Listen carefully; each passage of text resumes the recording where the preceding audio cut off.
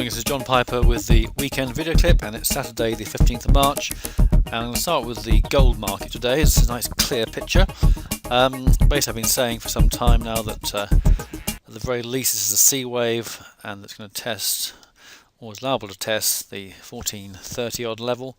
And this is just what we're seeing with acceleration coming in now. As I've been saying, the key thing is what happens once we see that level. Obviously we may not quite make it, or we may overshoot a bit, may even accelerate. But again, we've got a lot of positive comment on gold at the moment, not particularly surprising. It worries me that it's so early on in the piece. The concern is that once we get up here, there'll be such an overbearing enthusiasm for gold that there'll be nothing left to propel the market higher. I think that's quite a valid worry. I've mentioned the extreme stop I've been using on gold to you already, so I hope some of you are benefiting from this move. As far as the big call is concerned, what we're looking for is a move up to around here, maybe a little bit further, then a corrective pullback, and then we'll be looking to go long when we get a signal on that basis. And hopefully we'll see a much stronger move. Obviously markets have this tendency to mess up such clear plans. But we do have a quite clear sort of 1, 2, 3, 4, 5. Quite where the count is precisely is not that relevant. It's important, but it's at the moment the key thing is that we look like we're going to go higher and to a decision point.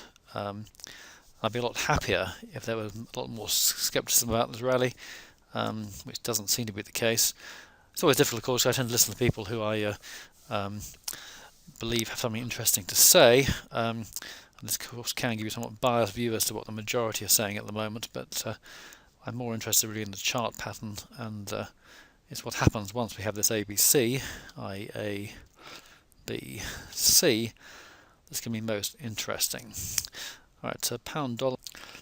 When we look at the weekly chart of pound dollar, we can see that this trend line, which is the trend line of the massive great triangle we've been talking about for some time now, remains relevant. We saw the break back in January 2013, the break down, which I was looking for, the break up I wasn't looking for, retested, fell back, retested, fell back, now it's breaking up. It's now actually retested the line again actually. So we could see a thrust up. Certainly so far the pattern is correct. Let's go down the scale here. Again, this is the hourly chart, so we saw this drift down, A, B, C, 5 waves down to there, I guess. Now a fairly good rally, but an accelerated move down to there, which is now bouncing a bit. Basically, having seen an A, and then there's B, now this could be a 1, 2, and then a 3, so we could have further to come down on there. That would of course take us below that trend line again, which would be some concern. Need to see how this develops really. Interesting pattern, but we need to see how this develops for now. Alright, what I was saying on the pound, look at pound euro, we had this big fall there. A, B, C, B, C. We've now come down again, and we've got a corrective move here. So against against the euro, the pound looks a little bit sick. Looks like we're going to fall further there. Let's go down. Here's the hourly chart of pound euro. You can see 1, 2, 3 to there maybe, then a big 4, 5th wave, A, B, C, then maybe a 1, 2. It could all be a 3 down to there, but it's got the makings of quite a major reversal pattern. You may recall that I bought some euros when the pound first got up to 1.2. I'm going to buy some more, I think, because it looks like the euro is going to get stronger and the pound is going to get weaker in the medium term, I guess. Although we may see a bit of a blip up first. I may delay the purchase by a few weeks just to see how this develops, but it's looking a bit negative on pound euro at the moment. Right, turning to the equities, we've got a very mixed picture really. We stick with the Dow to start with. I've been saying that the correction's been pretty subdued, and in fact at that point we only had this. Obviously it's changed a bit in the last couple of days, but actually not hugely. If you look at this rally here, 1, 2, 3, 4, 5. Okay, this is a very small wave 1s and 2, but the key thing is that we're now actually only just testing wave 4 support. We may well see a further downside. Okay, the Ukrainian situation may be less relevant to the US, although I suspect probably not if it's going to develop into something major.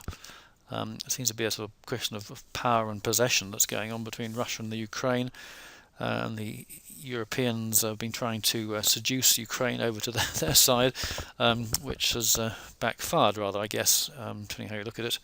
And now we've got a quite a dangerous situation developing, which is obviously spooking the markets right now. But the Dow is not too concerned compared to other markets, and right now we've just got to move down to wave for support, a bit lower but not hugely much.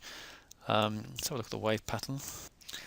This still looks corrective. We've still got an A, B, C, B, C. That's sort of one big ABC. Then we've got a B wave there, and a move down here with a bit of backing and filling here, which could be some kind of fifth wave coming in. I mean, don't know how you want to count it really. It could be over. That's a 1, 2, 3. So there could be a 4 and a 5 to come.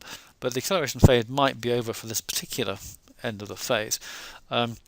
So the Dow still looks relatively strong. Looks like a correction. Let's have a look at FTSE. Alright, this is the daily chart, so no real change here. 5 waves down, big drift, and now we've of course come crashing down below the trend line here, and we've also come down below the 200-day moving average there. Let's have a look at the wave pattern. This is the hourly chart. You can see the double top here, which is a retest of the May peak. You can see the ABC pattern there.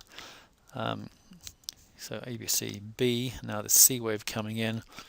1, 2, 3, 4, 5. Doesn't quite work because the third wave is the shortest, so it doesn't quite fit in exactly.